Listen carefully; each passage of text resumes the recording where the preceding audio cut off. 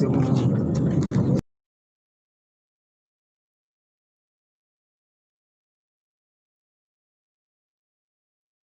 Assalamu alaikum warahmatullahi wabarakatuh. Trying to share the profile.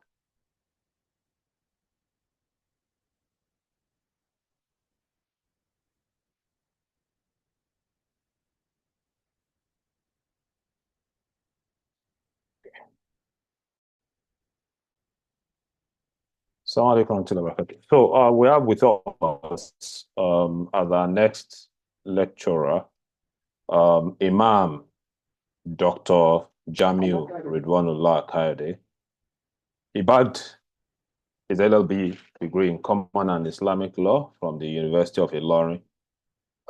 He has masters in law from BUK, Bayero University in Kano, and has PhD in law from Lagos State University, LASU. He is a barrister and the solicitor of the Supreme Court of the Federal Republic of Nigeria and a member of the Nigerian Institute of Chartered Arbitrators. He had Arabic education from the Muhyiddin College, Ilorin, and ABU, Ahmadu Bello University, Zaria. He is an Hafiz al-Quran. Imam Ridwanullah is a Sharia consultant and marriage counselor. He consults on Islamic social finance, inheritance, and estate planning. He has more than 15 published books to his credit. In Islamic finance, he wrote Wealth Creation and Circulation, an Islamic Perspective. In Arabic language, he also published a textbook, Teach Yourself Arabic Within a Short Time, with foreword by professors of Arabic, Professor Zakaria Hosseini from University of Ilorin, Professor Abdulgani Akorede Agbari Gidoma from Al-Hikmah University, Ilorin. In Islamic Studies and Jurisprudence, he has published several works for both adults and youth in English and Arabic. Some are adopted as textbooks in some schools. Likewise, in comparative religious studies, he has published several works, among which is, O God, which is your religion, with a foreword by Professor Olatunji of University of Ilorin Teaching Hospital. Dr. Ridwanullah Jamiu is the current Chief Imam of Lekki Central Mosque, Lekki Phase 1, Lagos. Brothers and sisters, I present to you Imam Dr. Ridwanullah Jamiu. Assalamu alaikum wa rahmatullahi wa barakatuh.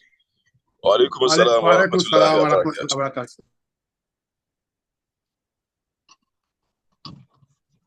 Please go ahead, sir. Go ahead, Imam. Okay. Please let me know the timing.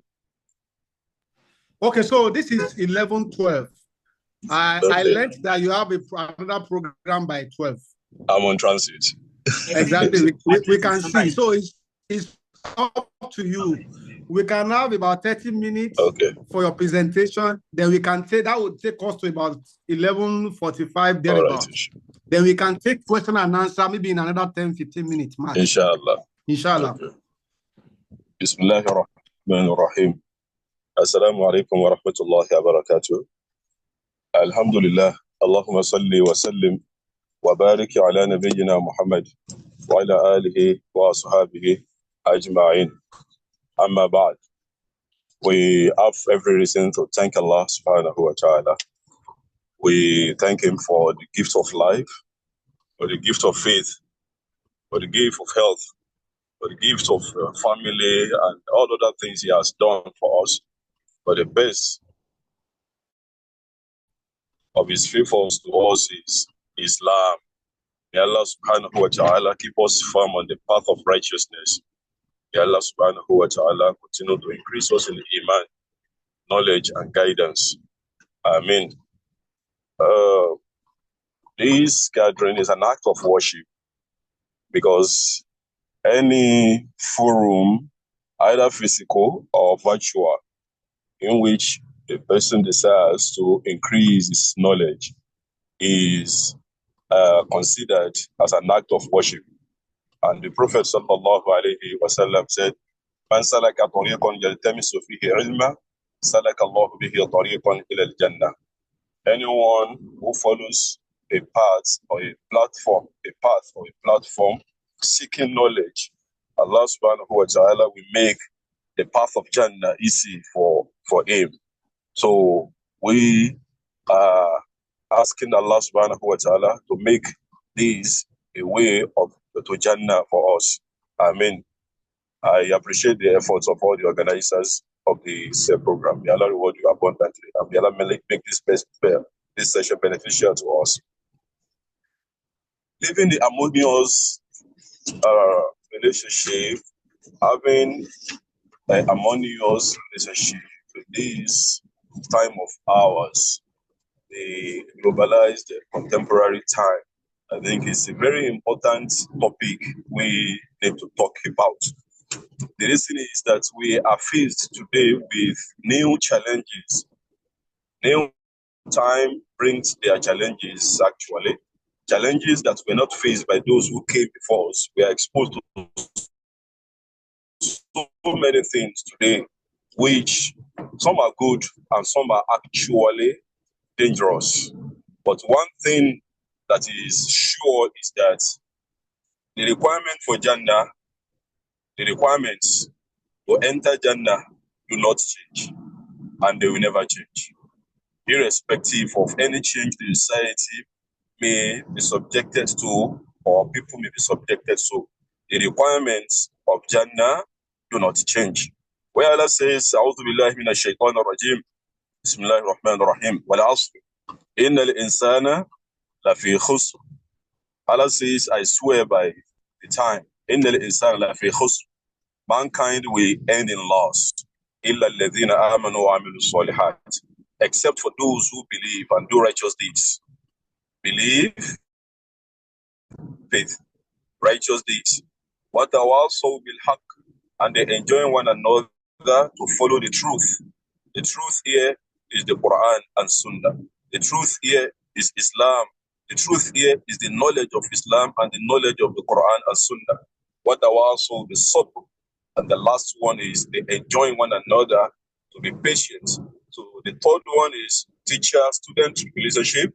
That is, we make ourselves available to listen to Allah's word, to listen to lectures, presentations, sessions like these. That is when we can be more enlightened about our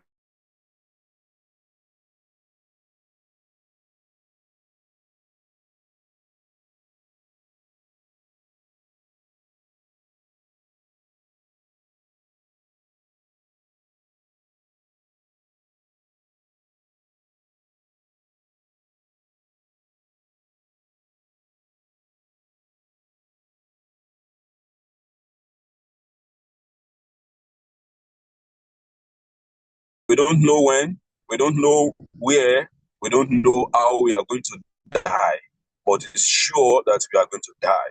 So, which means this world is just a facility for us. It's never our goal. It's never our goal. So, if it had been our goal, so all that we have achieved and acquired will have remained with us forever, or we go with them wherever we are living. But we all know that the way we came, that's how we live. We came empty-handed, and when we are going empty-handed. When we are looking at the material things, I mean. But when it comes to the issue of faith, we are definitely going with something. So that is our faith, our works, whether they are good or bad, we are going with it, and upon this, judgment to be based on the day of resurrection. So that's just by introduction that irrespective of the changes or the time we will be living, we should always remember that requirements for Jannah are fixed and they never change. That is one. The second thing is that we are all humans. Time may change, different things may change. We may want more facilities of life.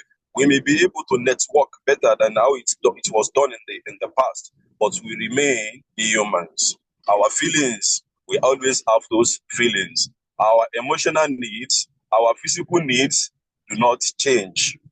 Our emotional needs, our physical needs do not change. So that is why when we always need the guidance of our Lord, Azza wa Jalla, the Quran, forever, because it's addressed to us as humans, and Allah who created us knows us better than we know ourselves. He knows that irrespective of the changes that may happen in the world, so we as humans, we don't actually change.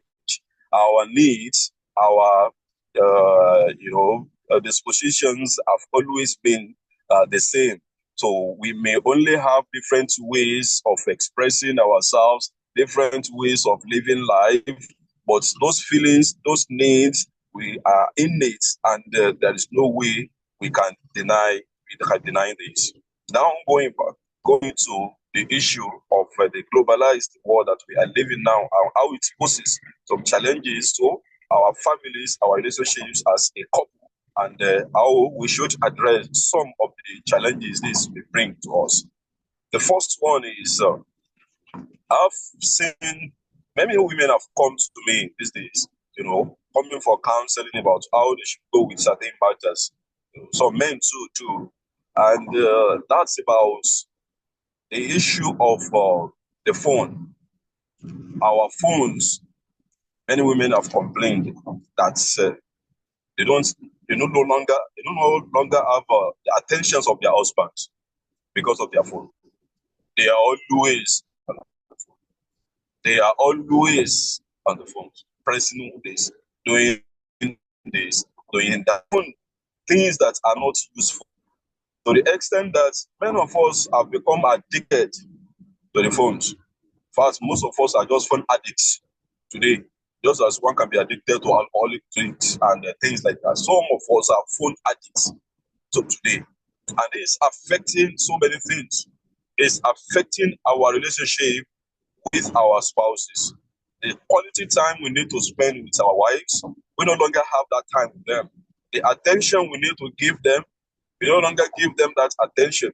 Even our children who need our attentions as well, we no longer give them that attention. And above that, our Lord, our Jalla, we don't give him full attention anymore. Because of what? Because of the phones. So it's a great challenge because everybody. Please. Pardon? Please go ahead. Everybody has a phone and we need it for so many things. But how do we address this? The Prophet sallallahu alaihi wasallam in the Medina, when he goes to Medina, he created fraternity between Muslims who migrated to Medina and the people of Medina. So he paired Abu Darda with Salman al-Farisi. Salman had come from all the way from Persia, Iran, and was an Arab. They were paired together. So it was in the night. When Salman goes to the house of Abu Darda was from a citizen of Medina, so Salman was peering with him. Abu Darda noticed that the way the wife of Abu Darda used to dress, was not good. Why are you dressed like that as a woman? When your husband is around you, everything around you. So definitely you know when you are close with a person that the way your wife dresses shabbily or something. So Umar said, your friend Abu Darda doesn't have any business with dunya. Everything about him is just ibadah, it's just worship. So he doesn't even care. But why should she order to even dress for your man who doesn't have any time for her or something? Okay. Salman heard this. So when it was night, they went to bed. Salman with Abu Darda were together. Shortly in the night, Abu Darda stood up. He wanted to start doing nafila. Salman said, no. Sleep. This time is not ripe now. Don't slept. A short while, Abu Darda got up for tahajjud. Salman said, no. Go and sleep. It's not the time. It's not the right time. Then when it was the later part of the night, let's say around 3:34 thereabouts, both of them now got up. They did their tahajjud. So in the morning, after that they slept back, because the right thing is when you do your tahajjud, try to sleep back, rest a little, even if it's only for 10 minutes, 15 minutes, 20 minutes or thereabouts before you go for Fajr. So When it was in the other day, at Fajr, this was in the morning, they took the breakfast. Abu Darda brought breakfast for Salman. So Salman said, Wallahi, I will not eat unless you eat. Abu Darda said he was fasting. He said, Wallahi, bless you. That's how I changed his mind of them heads together. Abu Darda, Salman now said something to Abu Darda. He said, don't you know something? Inna li badanika alayka haqqan. Your body has a right over you. Wa li zawjika alayka haqqan. Your wife has a right over you. Wa li rabbika alayka haqqan. Your Lord Allah also has a right over you. Fa'a'ti kulla thi haqqin haqqan. You have to give each their rights. That when you can be a true Muslim, you can be a Muslim who is balanced. That's when you can be a Muslim who is balanced. When you give each their rights, you give your Lord his rights, you give your wife his rights, you give your body his rights. So the other day, both of them got to the Prophet sallallahu alaihi wasallam. He narrated what had transpired between them. The Prophet said, Abu Darda, Uwaimiru, Salmanu afqahu minka. Uwaimiru, Salmanu afqahu minka. Uwaimiru is the name of Abu Darda. He said, Uwaimiru, even Salman understands this religion better than you.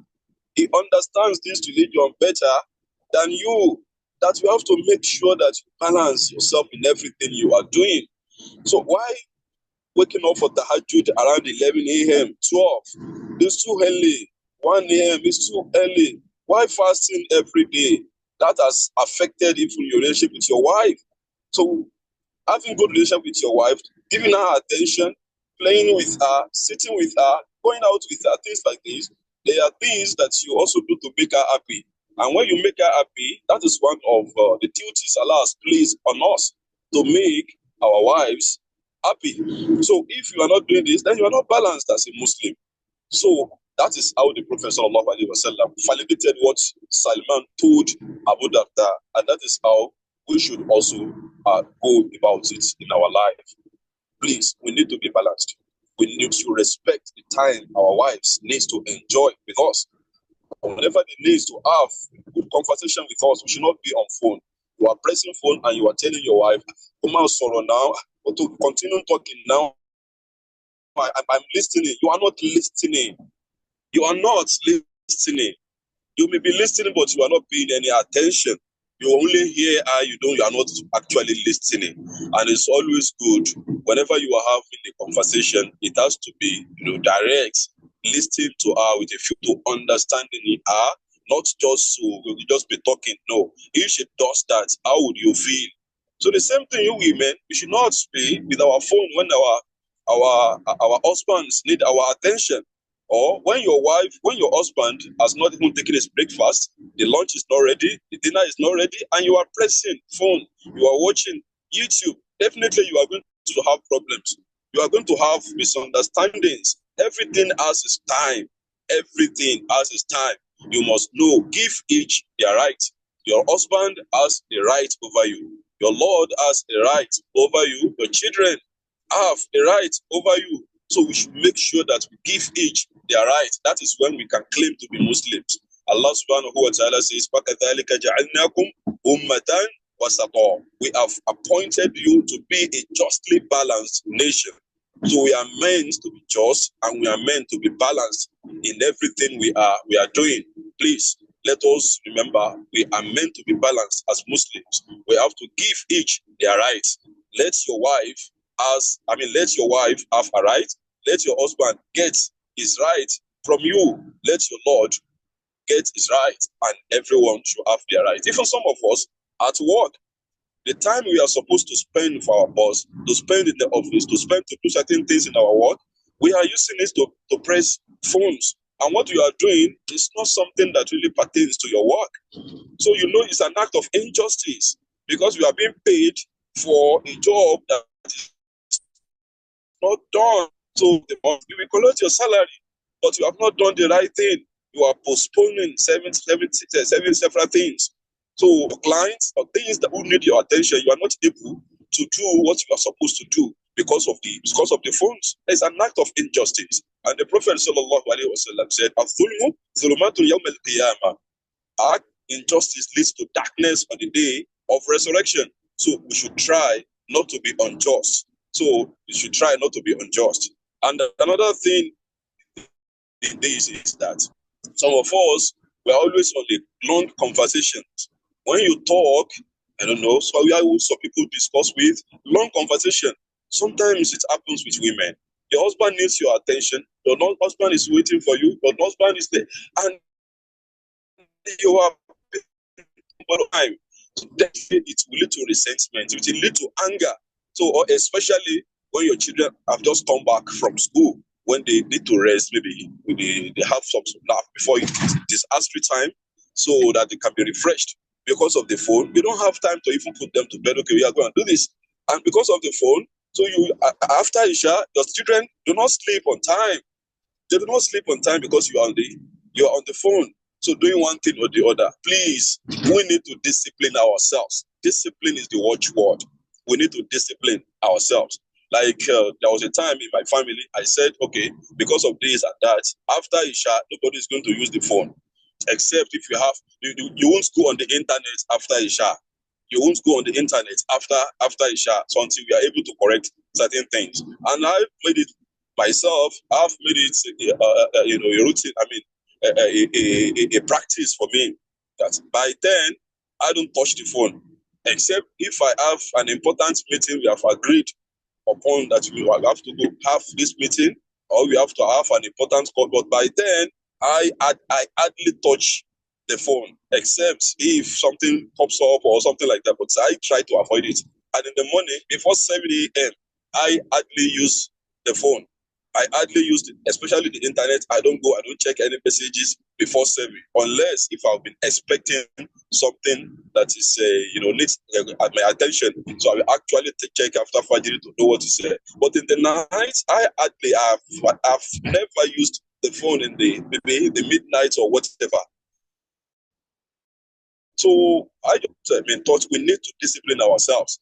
So a woman was telling me the other time, "Hey, Imam, please, husband, even when the toilet, he would go with the phone." So in the he said there was a day in the toilet he had recitation of the Quran inside this dirty place, inside the toilet. So she discovered that it was her husband trying to check some videos on their phone, playing the Quran. It leads to another sin.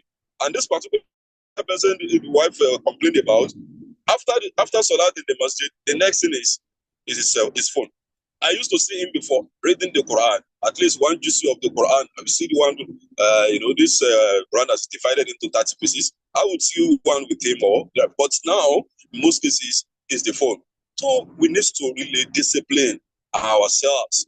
As we are getting older, we should be getting wiser. So please, discipline is the watchword. Another thing with the phone is that some of us, we go into the toilet to answer calls. So that is suspicious. The Prophet sallallahu alaihi wasallam said, "Man kana yu'minu billahi wal yawmil akhir, fala yakifanna mawaqif fatuham." Who believes in Allah and the last day should avoid anything that is suspicious. So try to anything that may bring about suspicion. You have to avoid it if you truly believe in Allah and the last day. It's very easy for you as a couple to be suspicious of each other. Yes, it's very, very easy to be suspicious. That is why we need to do what? We need to avoid anything that can lead to suspicion. There was a day, Prophet Muhammad sallallahu alaihi wasallam, he was performing i'tikaf. One of his wives, Sophia, came to visit him. So after a while, the Prophet thought of seeing her off outside the masjid a little bit.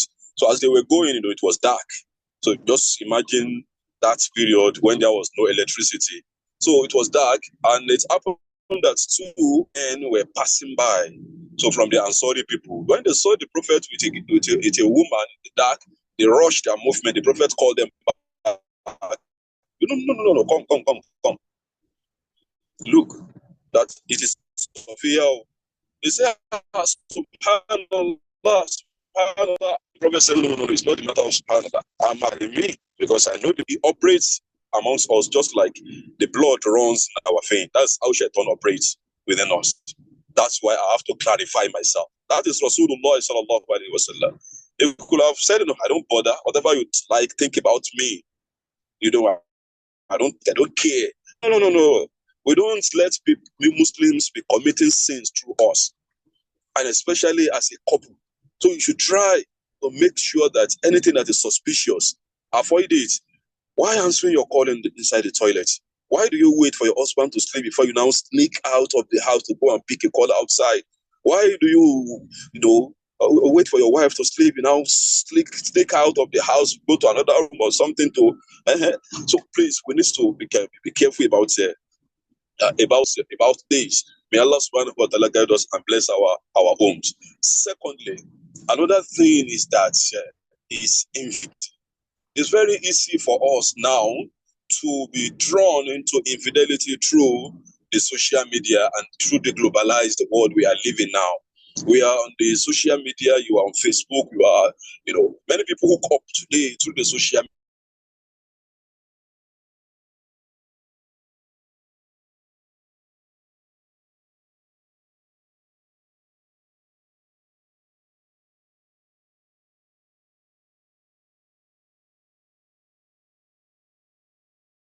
People who tries to woo you to marry them before you finally got married to a person, you may need to delete some numbers from your contacts. You may need to know the kind of people you relate with, you network with on your social media. Anything that will rob your relationship of its trust, please avoid it, because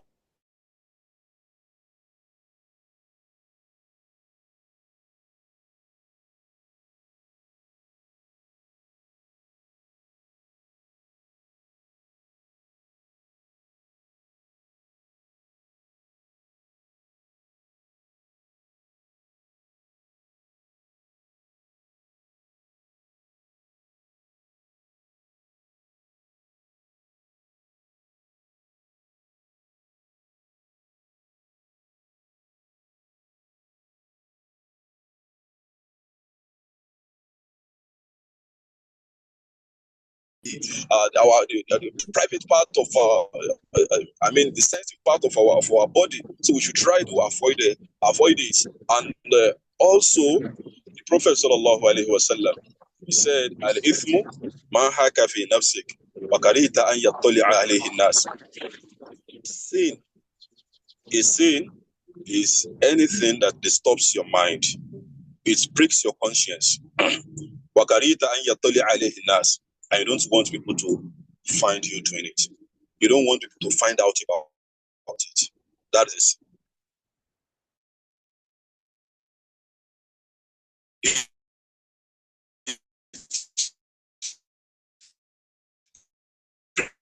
Breaks your conscience. You are not convertible. I don't want that to break. It disturbs your mind. It's breaks. If you don't want people to find out about it, it is a sin. If you don't want people to find out about something, because you know it's predisposes you to someone who is not who is immoral or indecent. What about Allah subhanahu wa ta'ala? Allah is watching. Inna rabbaka labil mirsad. Inna rabbaka labil mirsad. Inna rabbaka labil mirsad. Allah is watching. Allah is watching. So we should try to be careful of what we do on our social media. Do you want pornography? If you are not careful, your phone will lead you to infidelity, because it's easy for you to navigate, to talk to people, to communicate with people. And from there, our mind is very weak. The mind is weak. So you don't know when you'll be tempted to be thinking of committing sin. You arrange how to meet with a particular person, and that's how it starts. Then infidelity is one of the reasons why many marriages are failing today. Infidelity is one of the reasons why many marriages are failing today. And the phones are also very instrumental in what? Excuse me, please.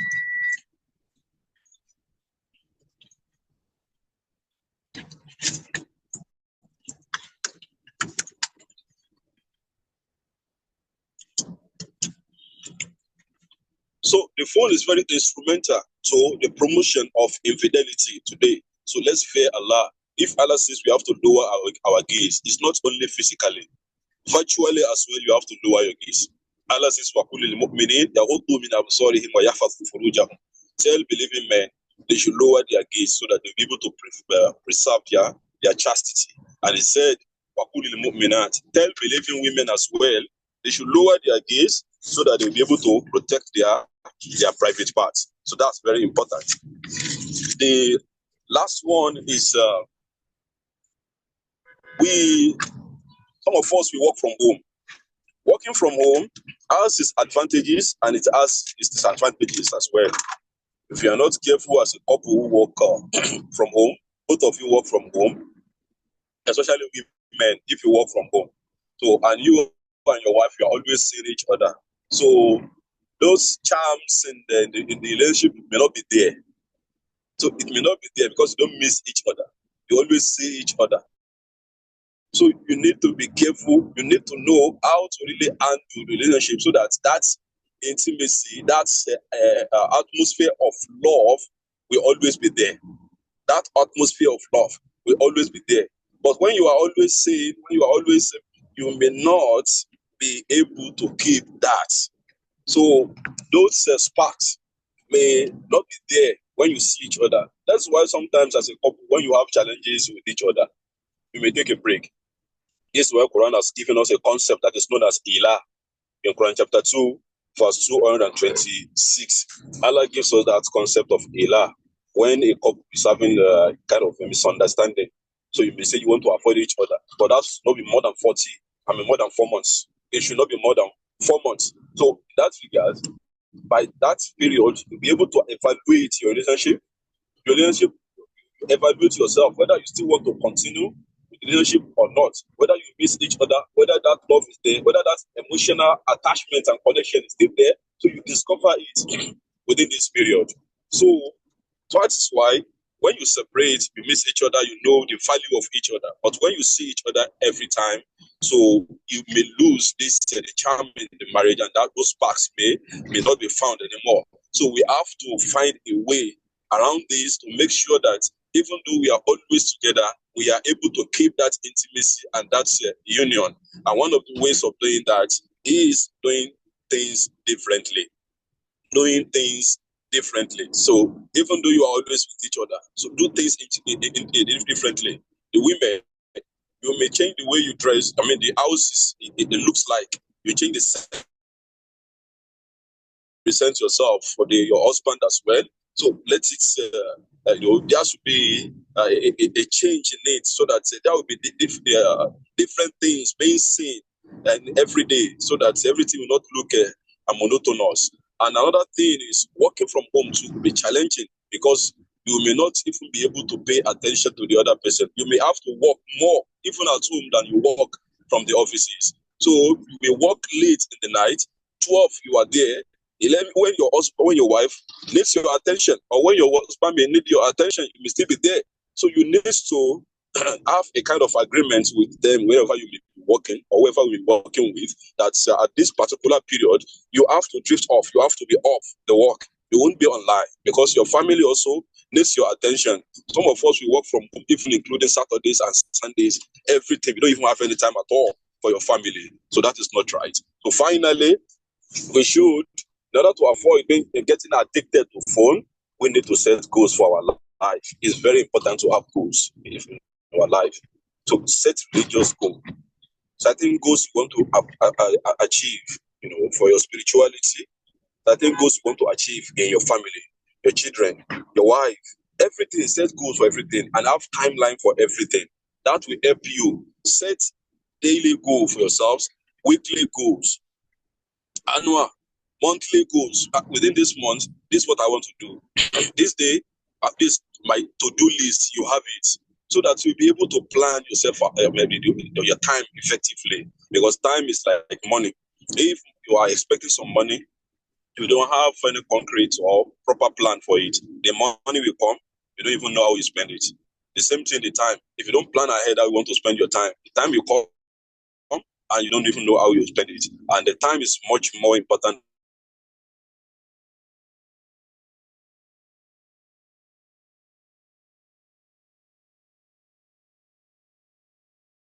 than money. You are able to spend in this world. As you are wasting your time.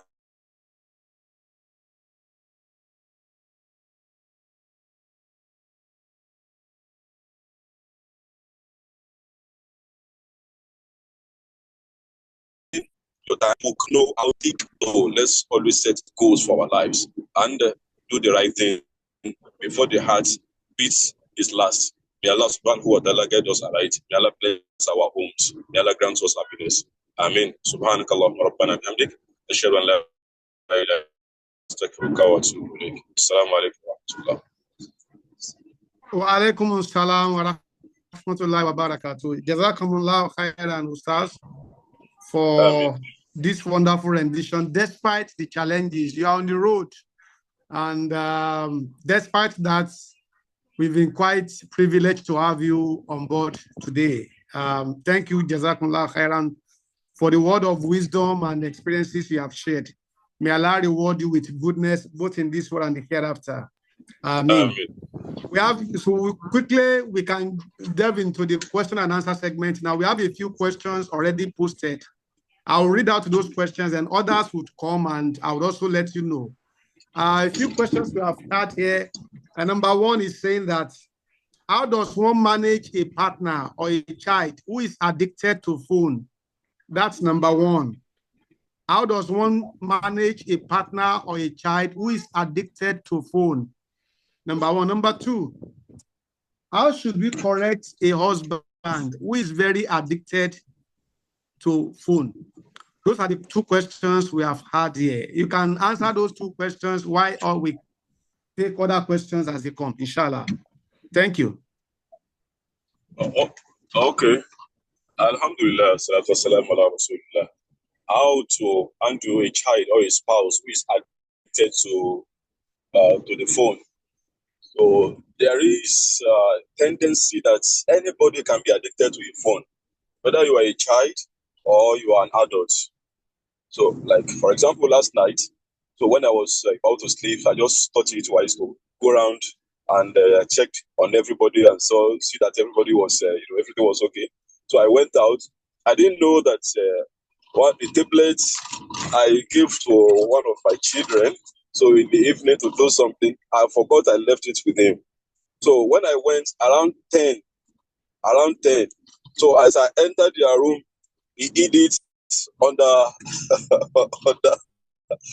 under his wrapper. Subhanallah. He didn't know that I was already coming, but I was seeing the light of something suspicious is here. I called him, are you asleep? He was just laughing. What's this? I took it from him. Subhanallah. You should never come for me to ask for any device again. That's how I collected it from him. So there is a tendency that for anybody to become addicted to it. Even you see so many people putting something like this when they go asleep. Let me listen to this thing so that I fall asleep. You don't need it. This can even affect your hearing. It can affect your health. So one of the ways of dealing with addiction is setting goals and objectives for ourselves. So if you have goals, you have a plan of what you want to do. So definitely that will help you a lot. So in not getting addicted, because when you don't have anything doing, so definitely you just spend your time as you find it. You may not be able to. You don't have any particular goal, so you don't have anything to. So, but set a goal. So always remember, be conscious of your purpose of life. It's very important. So the same thing when you are dealing with our children. So the best way is for our children, you don't even let them have any access to these gadgets, to these devices, unless they have something important they want to do on it. Maybe you need to do a research, they have been given an assignment, you want to check something, or you ask them to do something. So you may try to do what? Let them, and it has to be censored. So there is a way through you can use to Google to set it, the parental control, whereby anything your child does on the internet, you also have access to it. You'll be able to see it. So you censor whatever they are.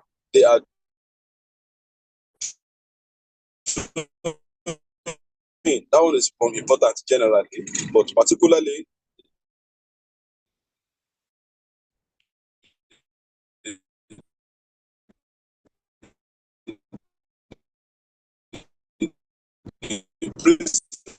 should be our go to students. How do you want them to learn?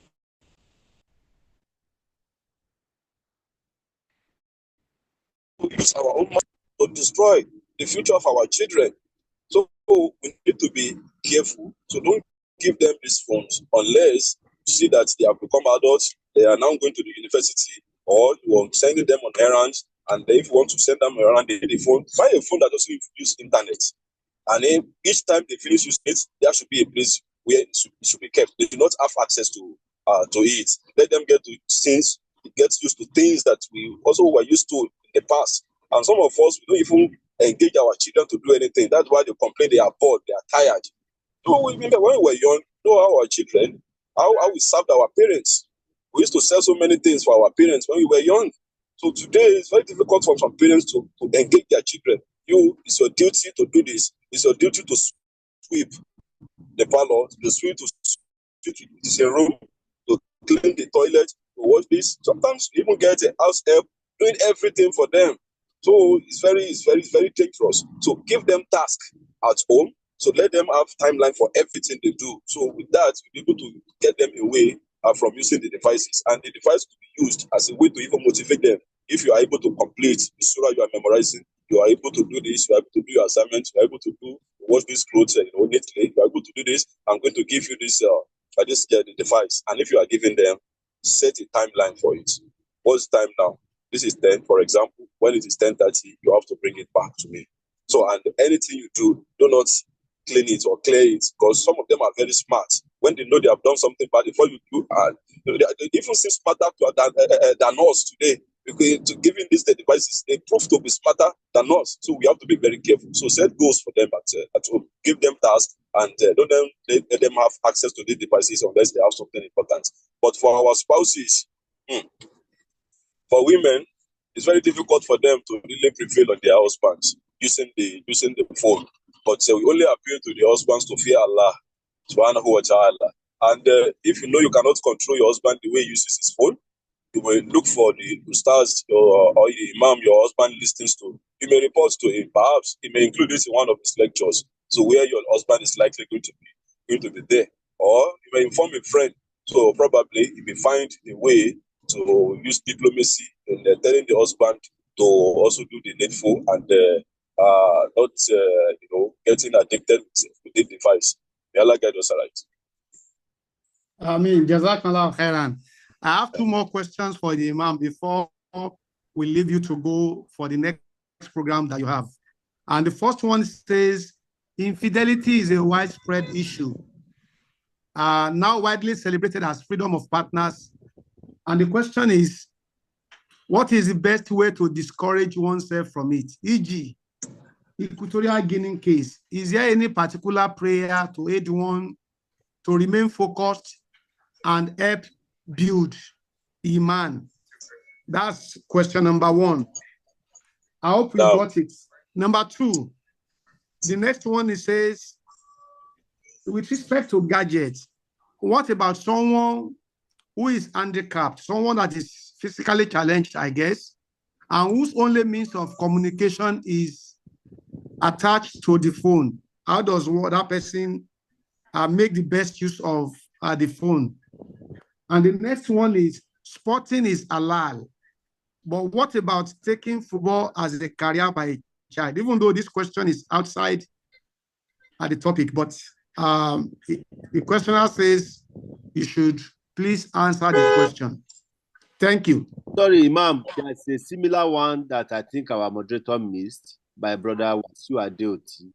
The tempo of attention these days demands that you keep in touch with your phone from time to time. Please react to this in line with what Imam has said. That the tempo of job attention these days demands that you keep in touch with your phone from time to time. So he doesn't want to be separated. Okay. So about the first one, infidelity, we are living in a time of temptation. The contemporary world is one that is so challenging. So because wherever you go, you see more immoral people than those who are more indecent people than those who are decent. When you are walking in the streets, whatever you check on the internet, or you see, especially when you go to the Facebook, you see on the Instagrams. You see what you don't want to see as a Muslim. But the most important thing is always activate your taqwa mode. Always, your taqwa mode must be activated always. So that will help you so much. That the fear of Allah is very, very important. God consciousness. Just be conscious of Allah. Always tell yourself, Allah is with me. Allah sees me. Allah knows me. So, and angels are writing everything you are doing. Angels are writing. So that taqwa mode is the most important thing to activate. And Allah will make it easy for us. And the second one is just read about infidelity, what Islam says about it. You know that if you are not married and you are convicted of having committed sin, look at Quran chapter 24, verse 2. Allah says such a person deserves to be flogged publicly, to be given 100 lashes in public. So if you are not married and you are convicted of committing sin, that's how serious that matter is. So if the person is married, so you are to be stoned to death if you are found guilty of that offense. You are to be stoned to death. That is, you are not even supposed to be living. You are supposed to be under the heart. You are not supposed to be on the head surface anymore. That shows how heinous that offense is in the sight of Allah. If you think you cannot avoid it because there is no Sharia government that will apply Sharia or implement it, do you think you cannot go scot-free? Is Allah joking about these matters when He instructed us to do it? So what about, don't you think if you go back to Allah, it's the angels who are going to give you those 100 lashes? Or start turning to death, you are going to find something similar to that in your grave when you go back to Allah, unless you have repented. So we should not live like others. We should not live like others. So our goal is Rabbana atina fid dunya hasana wa fil akhirati hasanatan wa qina adhaban nar. So we want what is good for ourselves in this world, and we want what is good for ourselves in hereafter by going to Jannah. I don't want to go to the hellfire. So it's from this periscope a Muslim should feel everything. So that defines our philosophy of life. So the non-Muslims generally, they don't have this philosophy. So we are different.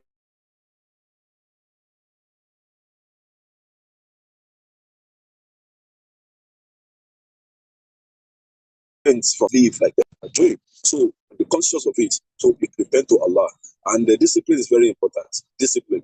You will always see, even if you are living in a very sane environment, you are living in Saudi Arabia, you are living in places where Islam is the culture, and women are well dressed. This temptation of sinner is always there because we are men. It's like food that everybody needs. So we also need that one too. So discipline is very, very important. If you are not married, get married. Even if you think you need more than one wife, Allah has allowed you to have up to 4. You must not have more than 4. So, but discipline is the watchword, because even if you have 4 wives, you don't discipline yourself, you will still see that you may be committing sin because you're always looking at women and you're always comparing. You always see women whom you think are even better or more beautiful. You always be saying them, but you need to discipline yourself. So discipline is the watchword. And also praying to Allah. رَبَّنَا لَا تُزِغْ قُلُوبَنَا بَعْدَ إِذْ هَدَيْتَنَا وَهَبْ لَنَا مِن لَدُنكَ رَحْمَةً إِنَّكَ أَنْتَ الْوَهَّابُ. So we need to be praying. The Prophet sallallahu alaihi wasallam used to say, Allahumma inni as'aluka al-huda wa-tuqa wal-afafa wal-ghina. Allahumma, oh Allah, inni as'aluka al-huda. Please guide me. Wa-tuqa, grant me piety. Wal-afaf, grant me chastity and discipline. Wal-afafa wal-ghina, and grant me wealth. So grant me wealth. So the Prophet sallallahu alaihi wasallam used to say this. Let's learn this dua. Be saying it regularly. Allahumma inni as'aluka al-huda wa-tuqa wal-afafa wal-ghina. The second question is the issue of a child that is handicapped and he needs the judges to train or to learn whatever he wants to learn. That one says it's an exceptional case. So it's an exceptional case. You let him; he must have access to it. Yet we have to censor it. Parenting is a full-time job. Parenting is a full-time job, whether you are there physically or you are not there. So just like some jobs, you can do them physically, you can do them virtually. The same thing, parenting, you do it virtually, you do it physically. It's a full-time job. So you can give your handicapped, but you know that your handicapped child, you don't want him to be derailed. You don't want him to be misguided. So therefore, you have to let him regulate whatever he is watching and is doing with the device. And have a program for him through which you can grow in faith, you can grow in morality, you can grow intellectually, and so on and so forth. So it's very important. Just make sure that there is discipline in the way he handles it and censorship. You don't just give him, utmost of your all freedom to do whatever he wants to do with it. But he may have to be with it more, spending more time on it than every other thing. But that's not the only thing he has to be doing in life. And for the third question, someone who needs to keep in touch with the phone, getting the nature of your work. Yes, the nature of the work may require that you are always in touch with the phone. Yet you have to define it. You have JD, what do you call this? Job description, how you should work. You have an agreement with your boss when you should work. So there should be a time when it's your private time that nobody should interfere with or intrude. It's a time for your family. It's a time for yourself. So you have to let this be well defined. Whenever you are taking up any job that requires that you have to be in touch with phones always. So you have to be on the bed. So there should be an agreement on how you work. You are not a robot. So you are not a robot. You cannot just be drifting all around and waking up around 3 a.m. You have to do this. Your life is meaningless. So just because you are getting the money, how do you even enjoy spending that money? If you are not careful, you'll be spending that money to look for health later. So because your job is affecting your sleep pattern, it's affecting your family, you may end up not even getting anything in the end. So there should be an agreement. So there should be an agreement between you and whoever you work with. There should be some times when you don't have to do what? You don't have to be on phone. But if your job requires that you are on phone, definitely you have to be on it. What we are saying is discipline, having goals, and be balanced. Let your Lord have his time. Whenever it's time for Salat, it's time for Salat. When your family needs you, it's time for my family. It's time for myself. So that should be well defined. May Allah guide us right. Jazakallah khairan, Imam, for your insight and the word of encouragement, advice you have shared. May Allah continue to enrich you in knowledge and piety. I think it's already 2 minutes after 12. We would let you go, but if you don't mind, there is a question that I want you to just answer, and then we can leave you to go. The brother says, my question is, sir, how do we go about it if there is a misunderstanding between couples and they need to go for break for realization stage? I don't know what that means. Anyway, they are working class people with kids who is to go for break between the two. Okay, both of them can go for break. The realization stage is probably what I mentioned earlier, that the Quran calls Ilah. When you have a misunderstanding with each other and you think maybe you need to have a separation, a break, so for you to reevaluate the whole thing and think properly about how you should make the relationship better, or probably to bring an end to the relationship. So that may be necessary sometimes. So who takes the break? So both of you can take the break. So the man can say, please, you can be at home. I would like to. You can go on, on vacation. So as a man, you can plan your vacation to be around the time when you have to just go somewhere and there. You can go for Umrah. You can travel down to go and see your parents in the village and spend there some time with them. So you can be the one to. And if you know that will not be possible for you, you can arrange with your wife. Please, considering these misunderstandings you have been having, I would advise that if you can give each other a break, would you mind, spending some time with your parents? So something like that. Maybe during the holiday when the children will not be affected, their schooling will not be affected.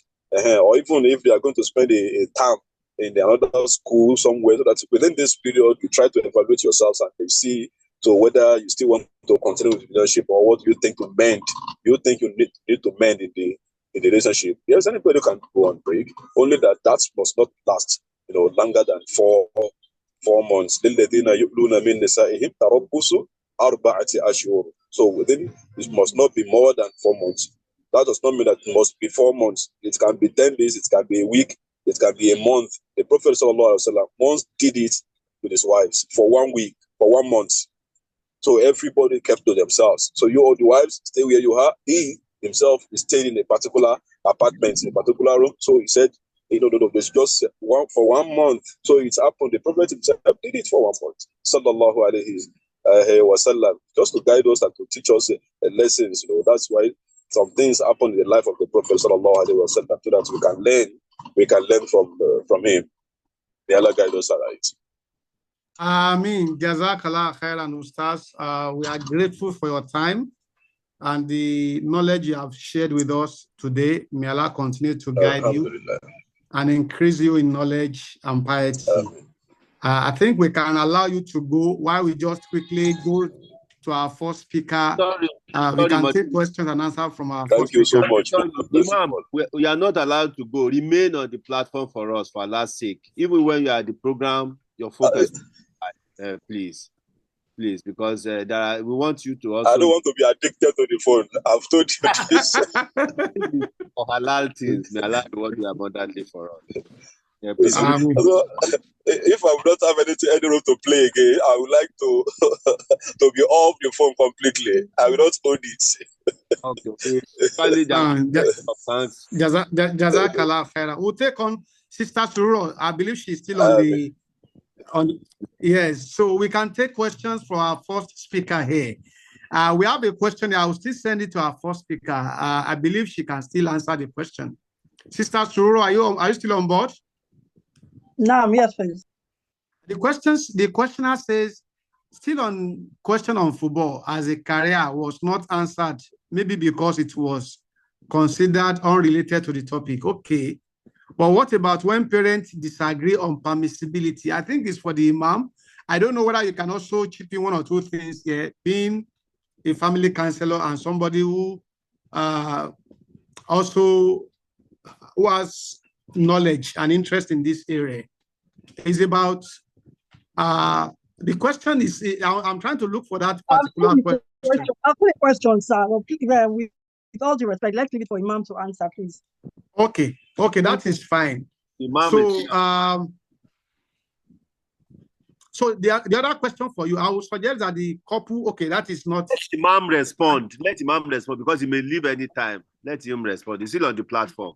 Okay, Imam, please, could you please respond to that question on football?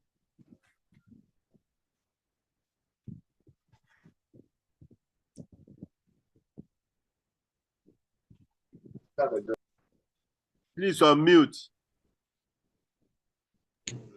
Okay, assalamu alaikum. Wa alaikum salam. Now, please, I'm just getting closer to my destination. Okay, so we can quickly take the question. Yeah, that's a question. It's on football. I read it before. I'm trying to look for the question again so that I can read it to you.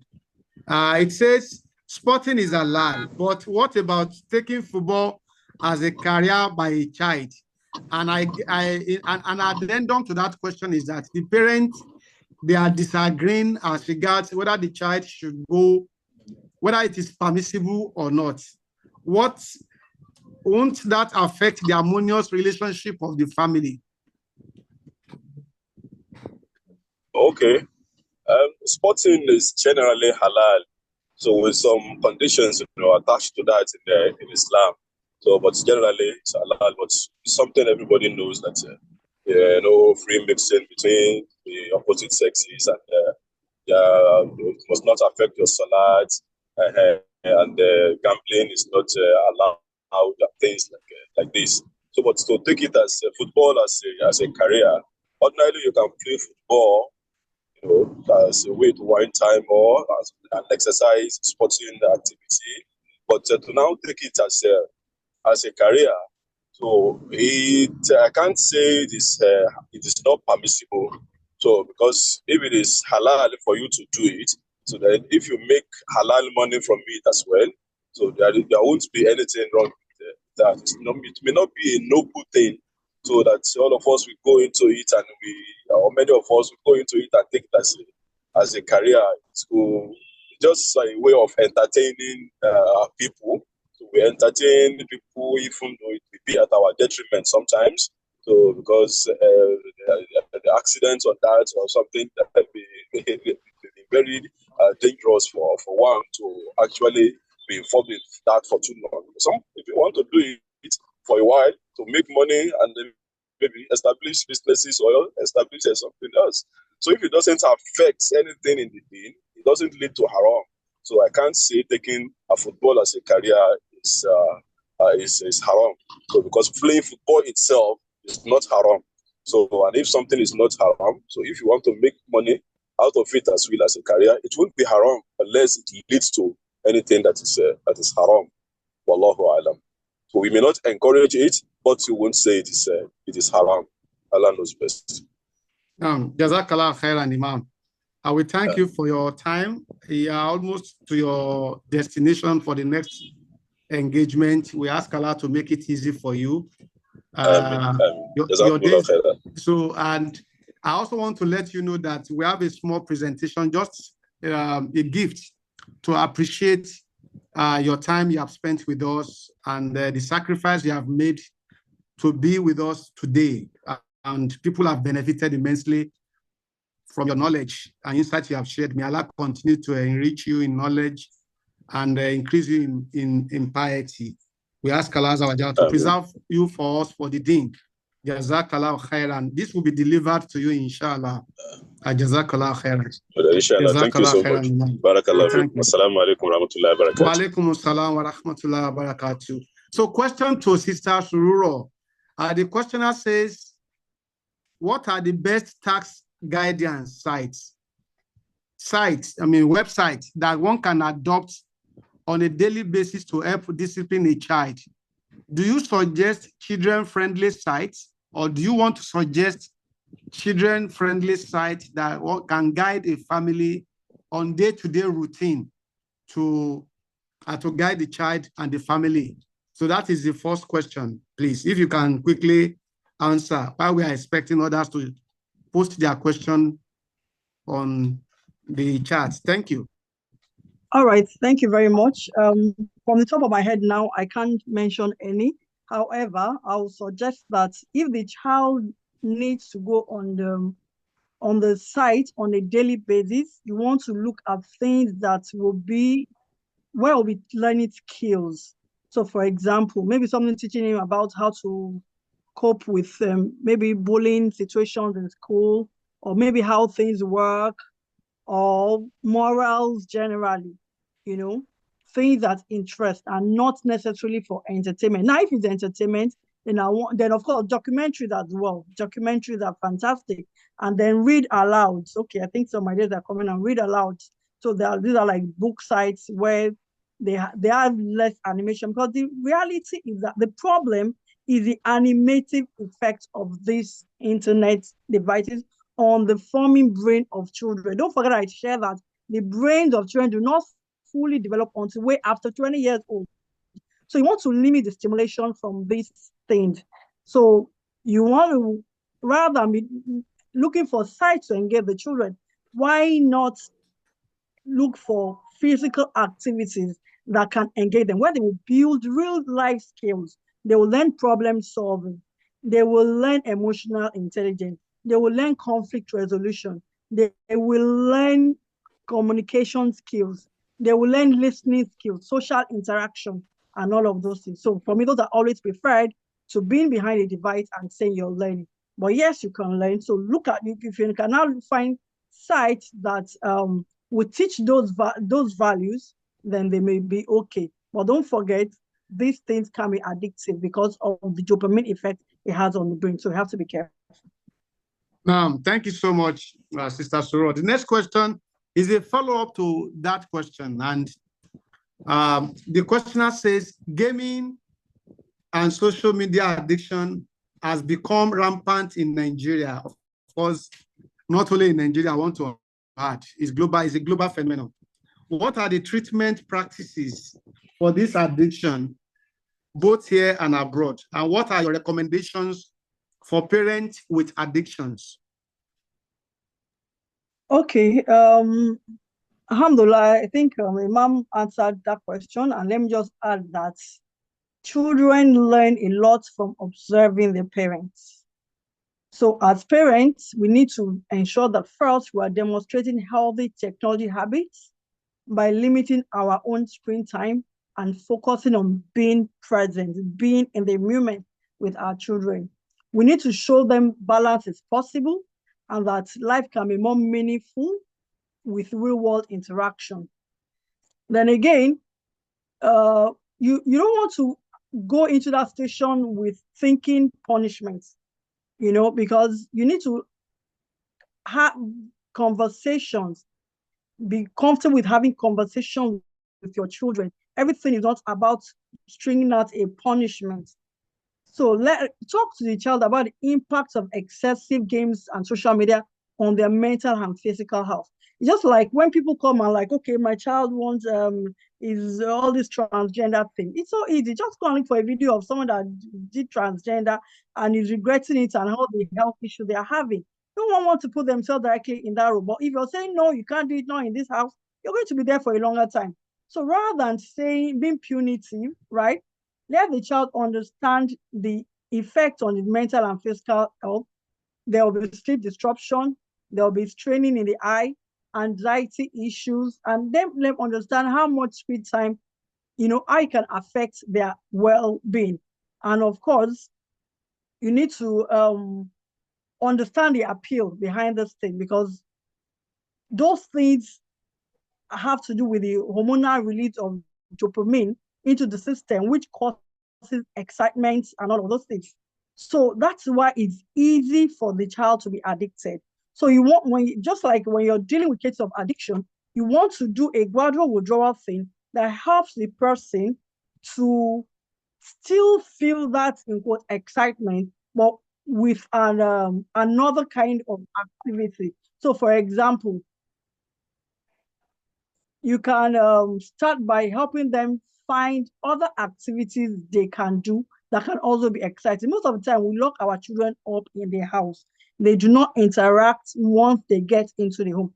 I was in Abuja, Lagos, right? And I know that my son, of course, I'm raising more or less like an only child. His oldest sibling is 10 years older than him. So usually when he gets home, he complains of, not having friends to play with. So most of the time, I allow him to play extra in school with other children that they're picking up late, to have that physical interaction. We go on swimming practices, So you need to deliberately fill the time of our children with things that will distract them. Let them know that it is not only on the device that they can get entertainment. Like I said, they are natives, right? So they were born seeing it. So they are not aware or fully aware, or living with that consciousness that there are other things they can do that can equate fun. The other day, I was teaching my children monini, allow them to go outside and have fun. Buy skipping rope, buy puzzles, cook. When you want to cook, engage them. Let them measure, let them crack the egg. Let them go, okay, follow a recipe and go and make a meal. Those are things that will meaningfully contribute their time. They're learning other skills, planning, organization, and they're also growing. It's filling their time. And of course, as a family, you need to prepare for outdoor activities, have play dates. So like my son, for example, so he has classmates. We usually invite those ones over to our house. And at times he goes over. So that gives him opportunity of other things. When his friends come and ask for this, can we watch? The answer is no. But does that mean that he will not ask? He will still ask. So that's where we're there as parents to give guidance. Then again, we need to establish tech-free zones and times in our home. For example, maybe during the meal times or an hour before bedtime or something, there has to be definition. There has to be a strategy we have in place to implement the rule. So, and then of course, having said all of this, does that mean that I should give them zero access? No. What we're saying that it needs to be regulated. So there's even something for them to look up to. And they're also learning to delay gratification. So they want to do it now. They know that they cannot have it now. They have to wait. And in real life, those are some of the skills they need to be able to thrive in real life. So we have to also model that balance and ensure that when they make smart choices, so like my son, he knows once he gets on the screen time, the first thing he does is to set his alarm. So I'm not the one that's going to bring it, set your alarm. But these children are very smart. So at times they will set his alarm, and guess what he will do? He will pause the alarm. So he will just be there. But he said, 30 minutes, so it's penny. You will now see that he has paused the alarm or something. And I've told him. So, like I said, every misbehavior is an opportunity for a skill that is missing, that you need to focus on and implement. So that took us to the conversation on being honest, integrated, being a person of your word. So when we say 30 minutes, it's 30 minutes. Now, if you keep on pausing your alarm, you may now be setting yourself up for a consequence. You may miss your next screen time or something. And of course, that offense should be, the consequence should be equivalent to the offense. So if it's pausing, I've told him what he pauses is, and I get to know that it's pausing it, then he's going to lose access the next day. Just the same way that if he uses the toilet and he's not sitting down and he's spraying on toilet seat, he's losing access to use that toilet another time. So he may have to go to another toilet in the home and try again or something. So we need to understand that we have to be involved, and it's not about controlling our children, but making them responsible for the choices they make, so that even in our absence, we can have rest. That yes, these children, we are training them. That is what the training is. Don't forget that we are more or less, we are vicegerents of Allah. Allah will not come down and say, this is halal, this is what you do. No, he has put us here to do that on his behalf. So we should not slack in that responsibility. We should help the child. And of course, if the addiction seems severe, we may consider seeking guidance from therapists or counselors who specialize in technology addiction. Thank you so much. Thank you so much, Sister Soro. There's another question here for you. Assalamu alaikum. Okay, this is, okay, somebody was talking about your instance is shared, your personal experience with your son. The sister says, Sister Farida says, can you share insight on how you were able to resolve issue of your child Instagram content? You mentioned earlier. This will be helpful to others having similar scenarios to curtail. All right, thank you. So like I said, it's more about making them own their journey, own their process, involving them, and helping them to take responsibility for their actions or inactions. We need to understand that, like my son at that time was obviously over 18 anyway. So in some quarters, I mean, even Islamically, he's an adult, a man of his own, right? And so, but we are parenting, as much as they would say the first 18 years, it's parenting. But hey, I'm still here, my parents are still parenting me.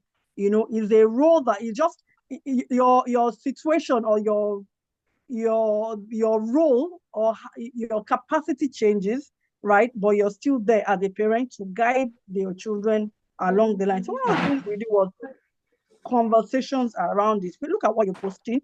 Do you think Islamically, and of course, come from the positive side, which is mashallah. For it to be consistent with your gymming, it means that there is a level of discipline you're putting into this.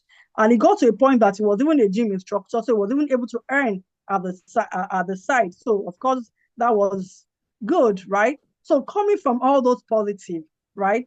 And then, okay, now sandwiching the feedback. Now, so let's look at it now. Islamically, what are the rules on your aura? For a man, we know it's between your navel and your knee. So why you wearing a knicker that is shorter than your knee, or one that is not covering your navel? And he said, okay, there is one ustaz too that doesn't think it's wrong.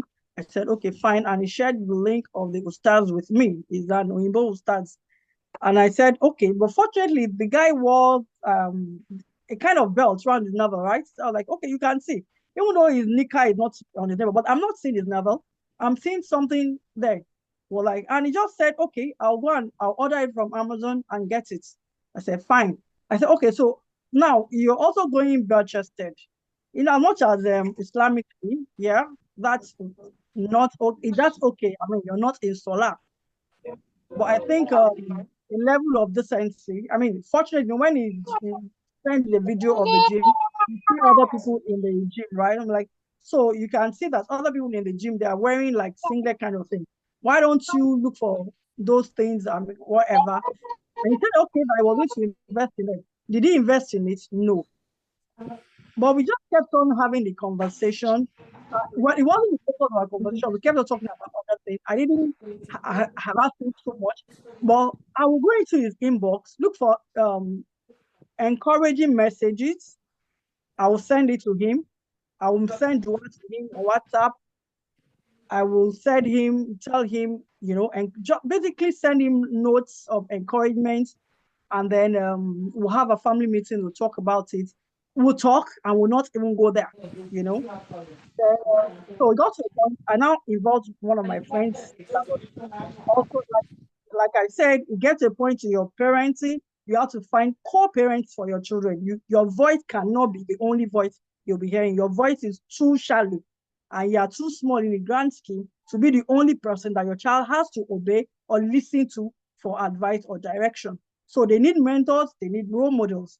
So he has like a parent somewhere where he is, and I involved the couple in the conversation. So they were like, okay, so there is an Imam, they were going to get the Imam to speak with him. So they scheduled I think it was around that time he was saying that he wanted to plait his hair. And they're like, there's no big deal. Prophet Sallam plaited his hair, blah, blah, blah, But bottom line was that it was conversation. It was not the jaw for jaw. So I don't know the meeting they had with the Imam. I wasn't part of the meeting. But what I know was that my friend now came back our friend came back and said, oh, mashallah, Imam said, oh, you have a very good child, da. And we're like, actually, there was a time in his own youth too, that he wanted to do those things, And of course, they are in a more, quote, liberal environment, so they probably won't and everything. I said, okay. And I don't know what happened really. And I noticed that, okay, his appearance on his pages got better. He started wearing more of singlets than going bare-chested. He deleted some of his videos. No one asked him to do so. And then he went and barbed his hair. No one asked him to do so. In fact, that our friend was saying something like, you see, that's why I don't allow them to keep afro. No. Because I'm not about to keep afro. The next thing, but me, I'm like, you see, there are so many you can't. So the one that they can't do that has no strings attached on the surface, why not? So I didn't agree with that position of they can't keep an afro.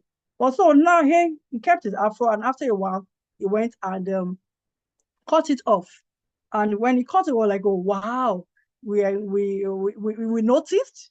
We asked him, which one do you think you look better, when you had your afro or when you had your low cut? He said he didn't know. And we're like, we think you look better with your low cut. But so he wore a low cut for some time. Right now, he's back to his afro. And alhamdulillah, is he still doing his gym? Yes. Is he posting them online? No. How Allah taught him, of course, we're also making dua. So how Allah now made him have that self-realization to say, you know what, I'm not even going to post any of this, my workouts online again. Allah. We have not sat down to actually talk about it, but we've been encouraging him. But I'm still very much interested in the process. And I'm saving that for, when we see flesh to flesh. I don't want it to be a digital conversation. I want it to be like an physical thing when we see flesh to flesh, so we can talk about it. So bottom line is really, children will test our values. The environment your child in will influence the values you have raised him with. And when he does that, don't be ruffled. Don't be ruffled. Prioritize the relationship with that child. Just like Prophet Noah kept on saying, oh, my dear son. Even when he knew that this son, as they don't enter this ark, hey, now flood will swallow you, he still kept on endearing him. And even after, he still was like, oh, Allah, my son is of my family. I mean, these children, we are not supposed to be at war with them. So it's not us against them. No, we're on the same side of the team. But guess what? We're living in different generations with different influences, and we have to show maturity. We have to show intelligence in understanding from their own viewpoint. I bet if we looked back in our own life, we'll see at a point where we wanted to do some things, and our parents felt, lie, not in my life, you're not again. Some parents went as far as disowning their children, So it's at the end of the day, when you follow that route, where does it leave you? It becomes a lose-lose. But what you want is a win-win, and win-win, it's possible with patience, with perseverance, with conversation, with being non-judgmental, with involving mentors, role models, and people you think can actually have that influence on your children without coercing them. Because if it does not come from them, it's just a matter of time. When my son stopped posting that he went to, I think this Gaza thing, those are some of the beauties that came out of, in quote, the Gaza thing. So I think the Gaza thing took his mind and was all over advocating for Gaza on social media, quoting something that one history that happened. I'm like, how do you know about it? Say, Mommy, I read, you know. So basically, I think for us too, that was the blessing in Gaza for us as well. Now, Jazakallah khairan, Sister Sururo, for this wonderful rendition. I think we are 30 minutes behind schedule, and the time for Zoo is knocking gradually. I think this is the best time to draw the curtain on the program today. We've had wonderful experiences. I've seen several other questions, and I believe these questions have also been addressed by Sister Sururo in her submission. Inshallah, as promised, we are going to share Sister Sururo's presentation with us. For those of